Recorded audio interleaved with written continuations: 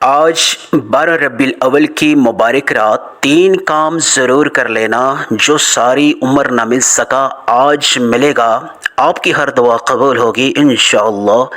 بسم اللہ الرحمن الرحیم۔ شروع اللہ کے بابرکت نام سے جو نہایت مہربان اور رحم کرنے والا ہے۔ السلام علیکم ورحمۃ اللہ وبرکاتہ۔ جو لوگ مائے سفر کو غفلت اور کوتاہی میں گزار چکے ہیں، اللہ کو راضی نہیں کر سکے، اللہ کا لاڈلا نہیں بن سکے، اور جو لوگ ماہ ربیع الاول کا چاند دیکھ کر اللہ کو راضی نہیں کر سکے، اللہ سے حاجت کو پوری نہیں کروا سکے، اللہ سے اپنی دعاؤں کو قبول نہیں کروا سکے، من پسند تقدیر اور نصیب کا فیصلہ نہیں کروا سکے، من پسند تقدیر اور نصیب کا انتخاب نہیں کروا سکے، اپنے نصیب پہ لگے تالوں کو کھلوا نہیں سکے، آج میں اپنے تمام سننے والوں کو، ماؤں کو، بہنوں کو، بیٹیوں کو، بزرگوں کو، دوستوں سے ہاتھ جوڑ کے گزارش کر رہا ہوں، میرا بس چلے تو میں آپ کو زبردستی بوضو مسلح پہ بیٹھا کے یہ جو 3 چھوٹے چھوٹے اعمال ہیں یہ کرواؤں، لیکن میں آپ کے لیے دعا ہی کر سکتا ہوں۔ میں اپنے تمام سننے والوں کے لیے درد دل رکھتا ہوں۔ میں صرف اتنی گزارش کروں گا خدا را کر کے، ماہ ربیع الاول کی یہ جو مبارک رات ہے یہ سال بعد آتی ہے، پورا سال شدت کے ساتھ، بے چینی کے ساتھ انتظار کرنے کے بعد آتی ہے۔ جو لوگ عقل مند ہیں، جو لوگ خوش نصیب ہیں، خوش بخت ہیں، عقل مند لوگوں کے لیے اشارہ ہی کافی ہے۔ خدا را کر کے یہ 3 چھوٹے چھوٹے اعمال لازمی کر لینا۔ مختصر عمل ہے۔ اگر آپ چاہتے ہیں کہ آپ کا آنے والا پورا سال بالکل مانگتے ہوئے گزرے، ہاتھ پھیلاتے ہوئے گزرے، قرض میں گزرے، بیماری میں گزرے، مفلسی اور تنگ دستی میں گزرے، تو پھر میں کچھ نہیں کہوں گا۔ لیکن اگر آپ یہ چاہتے ہیں کہ آپ کی ایک نئی زندگی کا آغاز ہو جائے، جہاں آپ بانٹنے والے بن جائیں، تقسیم کرنے والے بن جائیں، لوگوں کے لیے سہولت کار بن جائیں، لوگوں میں تقسیم کرنے والے بن جائیں، بانٹنے والے بن جائیں، آپ کے اوپر اگر قرضہ ہے اس کی ادائیگی کے غیبی اسباب پیدا ہونے شروع ہو جائیں، وسیلے اور اسباب کے دروازے کھلنا شروع ہو جائیں، آپ کے نصیب پہ جو بند تالے ہیں وہ کھل جائیں، اللہ آپ سے راضی ہو جائے، ایک ایسی زندگی کا آغاز ہو جائے جہاں بہار ہی بہار ہو، خزاں ختم ہو جائے، اجڑے نصیب ختم ہو جائے، بہار ہی بہار آ جائے۔ میری وہ بیٹیاں، میری وہ بہنیں جو اپنے گھروں میں کافی عرصے سے من پسند رشتوں کا انتظار کر رہی ہیں، من پسند رشتوں کا ویٹ کر رہی ہیں، وہ چاہتی ہیں کہ من پسند رشتے خود چل کے ان کے گھروں میں آئے اور ان کی زندگی بدل جائے، نصیب اور تقدیر کا ستارہ بلند ہو جائے۔ وہ تمام کام کاج چھوڑ کے آج 12 ربیع الاول کی مبارک رات یہ 3 کام لازمی کر لیں، انشاءاللہ من پسند رشتوں کی سبیلیں اور اسباب پیدا ہونے شروع ہو جائیں گے۔ یاد رکھیے گا یہ جو مبارک رات ہے یہ قبولیت والی رات ہے۔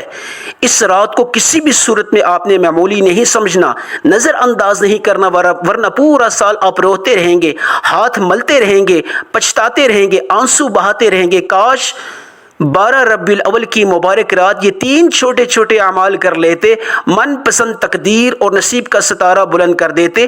جو لوگ من پسند روزگار چاہتے ہیں، وہ چاہتے ہیں کہ ان کو من پسند روزگار مل جائے، روزگار کے اعتبار سے پریشان ہیں، وہ اس 3 چھوٹے چھوٹے اعمال کو لازمی کر لیں، انشاءاللہ من پسند روزگار کے وسیلے اور اسباب پیدا ہونے شروع ہو جائیں گے۔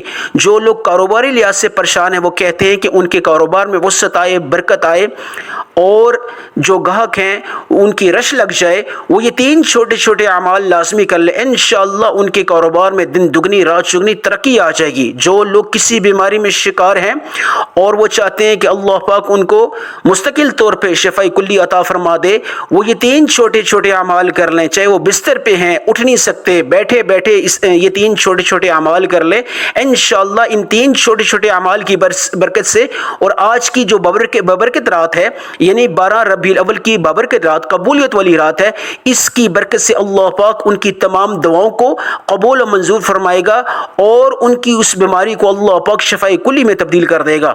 جو لوگ ذاتی گھر سے بے گھر ہیں، ذاتی گھر چاہتے ہیں، ان کے پاس ذاتی گھر نہیں ہے، پورا سال کرائے والے مکان پہ رہتے ہیں، باوجود اس کے کوشش کے ان کو ذاتی گھر نہیں ملتا، تو وہ آج یہ 3 چھوٹے چھوٹے اعمال کر کے اللہ سے مانگ لے، ذاتی گھر کے حاصل کرنے کے وسیلے اور اسباب پیدا ہونے شروع ہو جائیں گے۔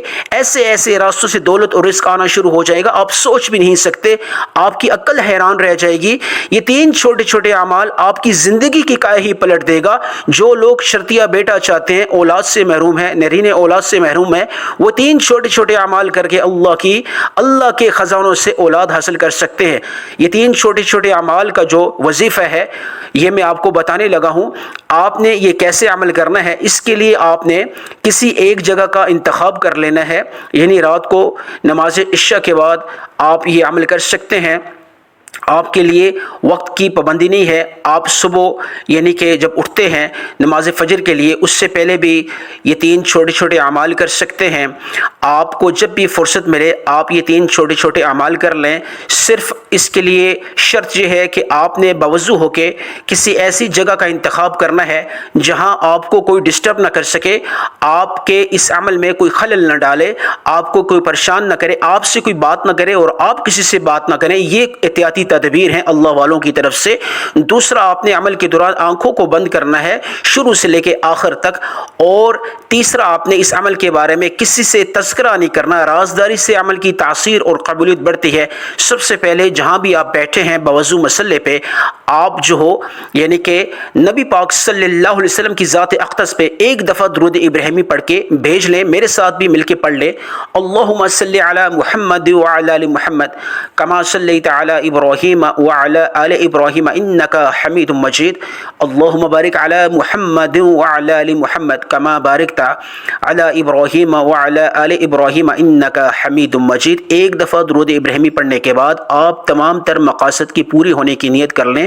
قرض ہے پہاڑوں جتنا, اس کی ادائیگی میں آپ وسیلے اور اسباب چاہتے ہیں, غیبی مدد چاہتے ہیں, دولت کی غیبی مدد چاہتے ہیں, اللہ کے خزانوں سے غیبی مدد حاصل کرنا چاہتے ہیں, تو آپ ادائیگی کے اعتبار سے نیت کر لیں.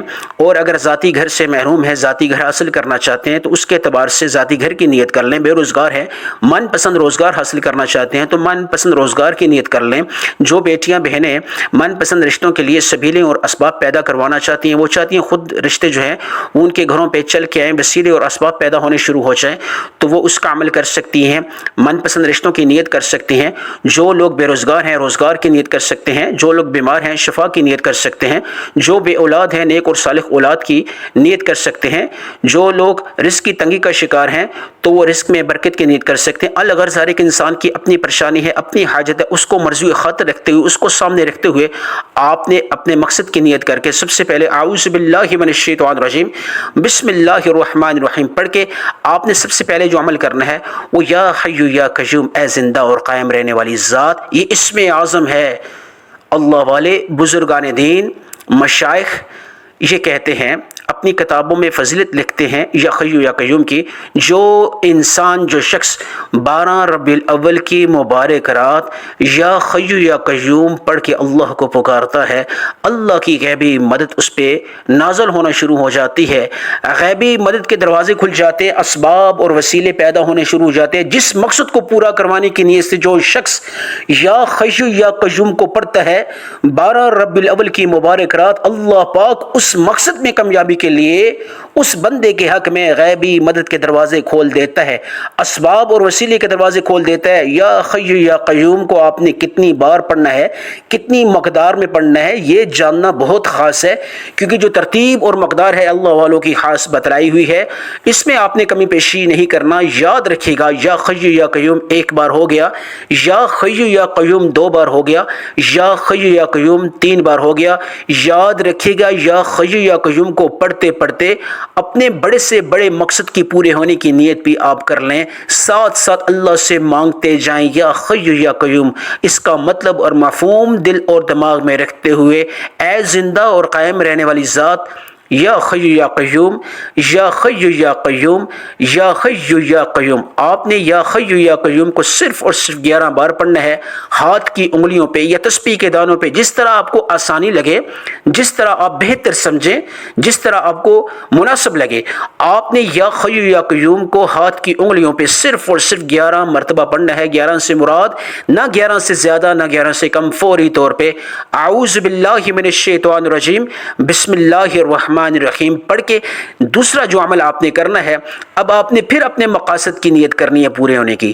یہ 3 اعمال ہیں, 3 اعمال کے شروع میں اپنے مقصد کی پورے ہونے کی نیت دوبارہ سے کر لیں. جس طرح نماز پڑھنے سے پہلے نماز پڑھنے کی نیت ضروری ہوتی ہے یکسوئی اور تسلسل کو بڑھانے کے لیے, جہاں نام اللہ کا وہاں دھیان اللہ کا. یاد رکھیے گا آپ نے جلد بازی میں اس عمل کو نہیں کرنا، بڑے پیارے انداز سے یکسوئی کے ساتھ، کامل ایمان کے ساتھ، یقین کے ساتھ آپ نے اعوذ باللہ من الشیطان الرجیم بسم اللہ الرحمن الرحیم پڑھنا ہے. جو آپ نے دوسرا عمل کرنا ہے، دوسرا جو آپ نے عمل کرنا ہے اس کو ذہن میں رکھیے. آپ نے دوسرا عمل سورہ کوثر کا کرنا ہے. سورہ کوثر کو آپ نے سورہ کوثر، کیونکہ مہینہ بھی اللہ کا لاڈلا، نبی بھی اللہ کے لاڈلے، رات بھی اللہ کی لاڈلی، 12 ربیع الاول کی جو مبارک رات ہے، آپ نے سورہ کوثر کو پڑھنا ہے. آپ نے ایک دفعہ اعوذ باللہ من الشیطان الرجیم بسم اللہ الرحمن الرحیم انا اعطیناک الکوثر فصل لربک ونحر ان شانئک هو الابتر، اور پڑھ کے ایک دفعہ پھر دوبارہ بسم اللہ الرحمن الرحیم انا اعطیناک الکوثر فصل لربک ونحر ان شانئک هو الابتر. آپ نے جتنی بار بھی سورہ کوثر کو پڑھنا ہے اتنی بار آپ نے آغاز میں بسم اللہ الرحمن الرحیم لازمی پڑھنا ہے. من پسند رشتوں کے اعتبار سے سورہ کوثر جو ہے اس میں اللہ نے بڑی تاثیر اور بڑی طاقت رکھی ہے، تمام وظائف کا سلطان اور تمام وظائف کا سردار کہلاتی ہے. اگر جو لوگ اولاد سے محروم ہیں تو اولاد کا خزانہ جو ہے سورہ کوثر میں ہے. جو لوگ کسی بھی اعتبار سے بندش کا شکار ہیں کاروبار میں یا روزگار کے اعتبار سے، تو اس میں اللہ پاک نے بے حد خزانے چھپا کے رکھے ہیں، یہ تمام خزانوں سے مالا مال ہے. تو سورہ کوثر کو آپ نے کتنی مقدار میں پڑھنا ہے یہ جاننا بہت ضروری ہے.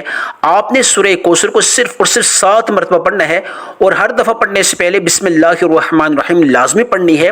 سورہ کوثر کو 7 مرتبہ پڑھتے پڑھتے اگر آپ 7 ناممکن حاجات کو بھی پوری کروانے کی نیت سے پڑھو گے تو اللہ پاک اس سورہ کوثر کی فضیلت سے، اس سورہ کوثر کی برکت سے انشاءاللہ، اور 12 ربیع الاول کی اس مبارک رات کی برکت سے اللہ پاک 7 ناممکن حاجات بھی ہوئیں تو اللہ پاک ان کو بھی ممکن کر دے گا. فوری طور پہ 7 بار سورہ کوثر کو پڑھنے کے بعد آپ نے تیسرا جو عمل کرنا ہے، جو آج کی ریٹ کی مانند ہے، جو آج کے عمل کی ریٹ کی مانند ہے، آپ نے اعوذ باللہ من الشیطان الرجیم بسم اللہ الرحمن الرحیم پڑھ کے تیسرا جو عمل کرنا ہے وہ آپ نے استغفر اللہ ربی من کل ذنب واتوب علیہ، اللہ کو راضی کرنے کا، اللہ کا لاڈلا بننے کا، اللہ کو راضی کرنے کا، اپنے تمام صغیرہ اور کبیرہ گناہوں کو مد نظر رکھتے ہوئے اللہ سے معافی مانگے، شرمندگی کے ساتھ، ندامت کے ساتھ، باوضو مسلح پہ بیٹھ کے سربا سجود ہو کے، یا اللہ میرے تمام صغیرہ اور کبیرہ گناہوں کو معاف فرما، جن گناہوں کی وجہ سے تو مجھ سے ناراض ہے،